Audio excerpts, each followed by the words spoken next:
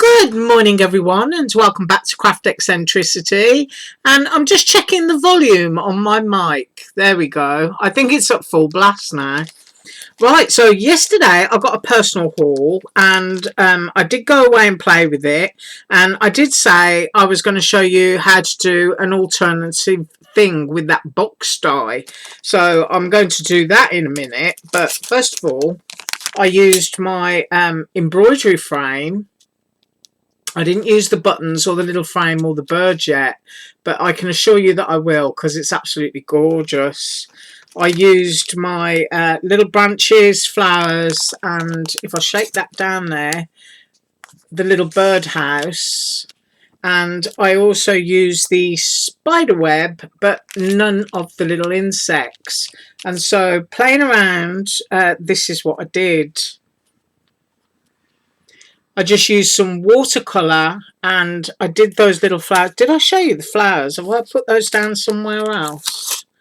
Hang on a second. Where did I put those?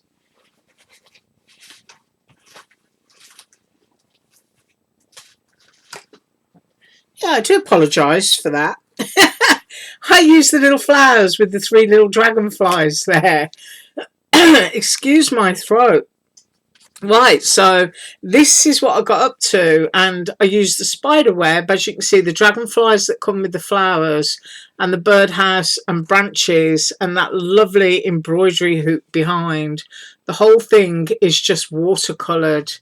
And here, like I said I was going to do, I used the Panelisa sort of linen effect paper, and I just think that it looks absolutely perfect in that situation.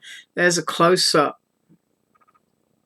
Just really love it. I just used my Tombow watercolour markers, that's all I did, and a water brush, and just coloured the whole thing in.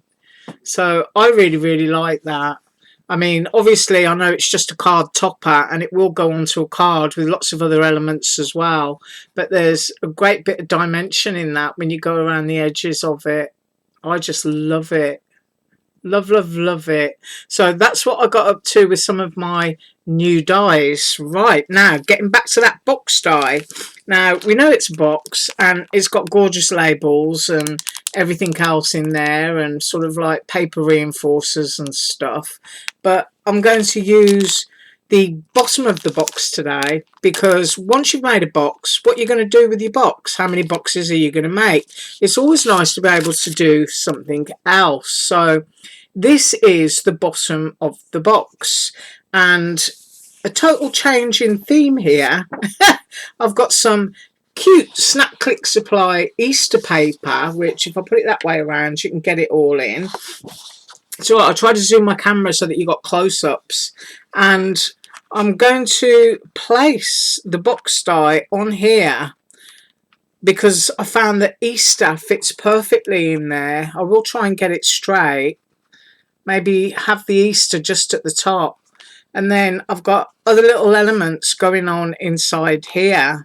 So I quite like that. I mean, I could go up if I wanted to and have Easter in the middle. It depends where you want to sort of like move it around and get all of your bits and pieces in. I mean, even the Easter eggs bit is nice, and you've got that little basket.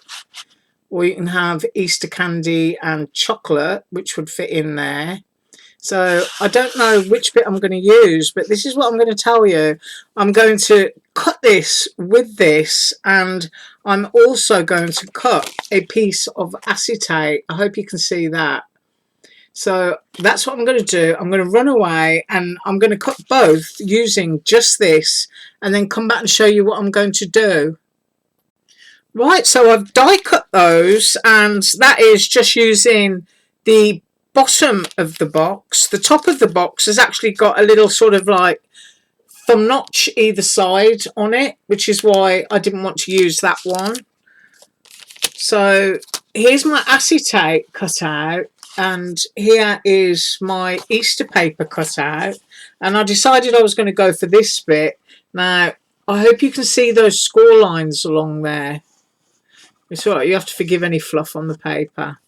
I need some new cutting plates actually. You know how the paper fibres get trapped in the scratches. So all along the inside there. I'm going to trim it at those embossed parts so that I'm going to end up with a rectangle, and I'm going to leave this section whole, and I will be back in a minute.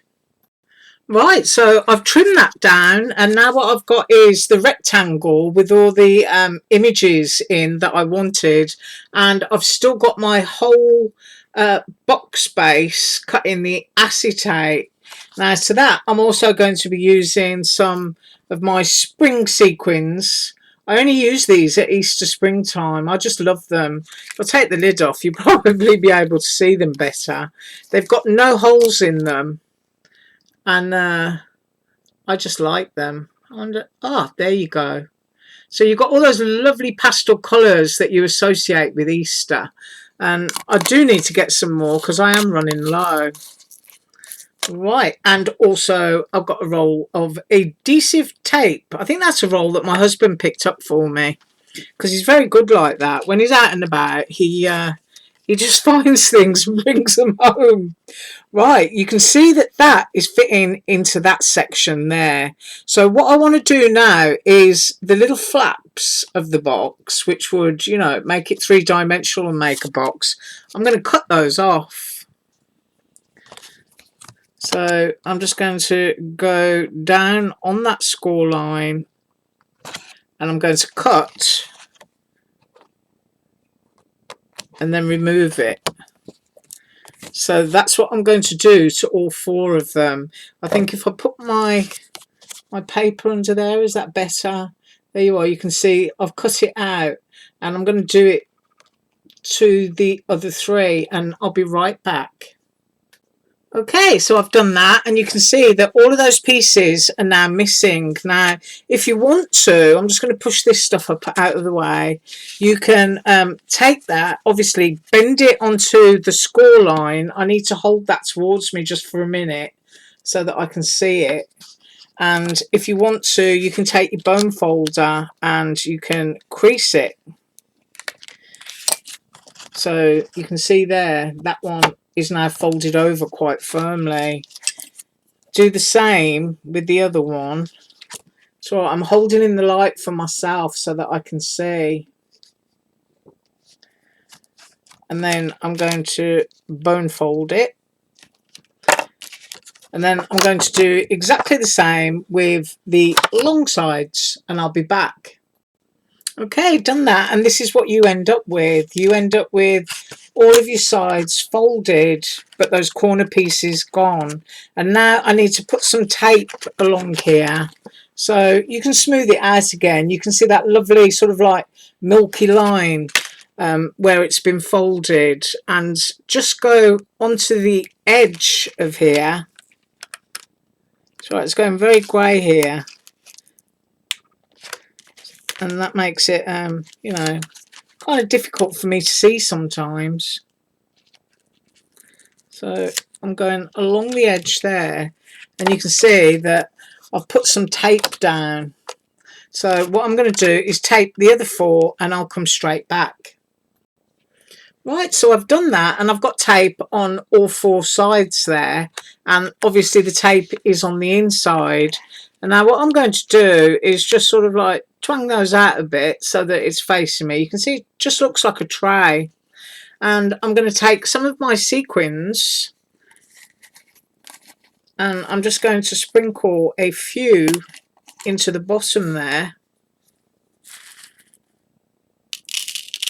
You don't have to put, you know, sort of hundreds. You don't want to drown out what you've got going on. So for me personally, that is enough. Stick the lid on.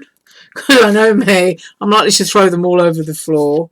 And then just get your piece of paper, your cardstock or whatever picture you've cut, and lay that into the bottom of the tray. And now the next thing that you want to do is do your long ends first.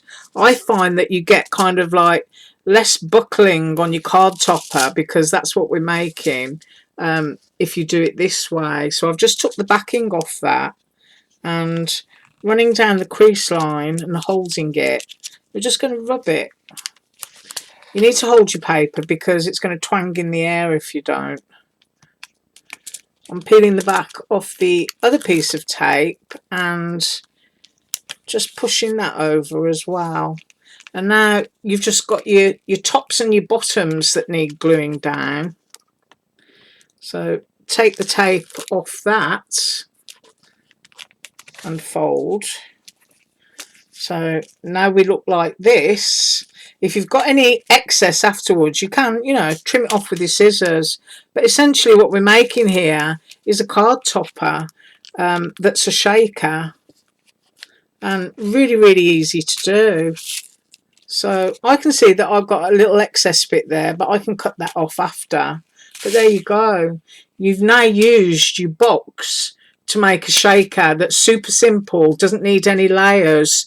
And because when you're cutting it through, it will emboss your area for you. You know what size to cut your cards. You haven't got to sort of like run off and measure all that separately. But under pressure, acetate stretches, so you get that slight bow, which is what means everything inside will shake about. You don't need to use any foam. So it's basically a foamless shaker. But of course, if you were going to make a little Easter box, you could go ahead and do that. And this could be a shaker that fits perfectly now to the top of your box. So you can put little chocolate eggs or a little rabbit or something in there, you know, a tiny little toy rabbit that you might have made out of felt. But that's just a super quick and easy way to do a shaker. So if you're somebody who likes boxes and you've got big boxes or small boxes, you can do exactly the same thing and make all kinds of different sizes of shakers for yourself. So don't just leave your boxes sitting on the shelf. You can use them to make your card toppers. Right, so I am going to be up tomorrow and I've got another personal haul. So really looking forward to sharing that because they're very similar to these which I made this with. Right, I hope that was useful, and I will be up on Monday and I will have used the whole box. So you have an absolutely awesome day. Thank you so much for watching, and as usual, all links below. Bye.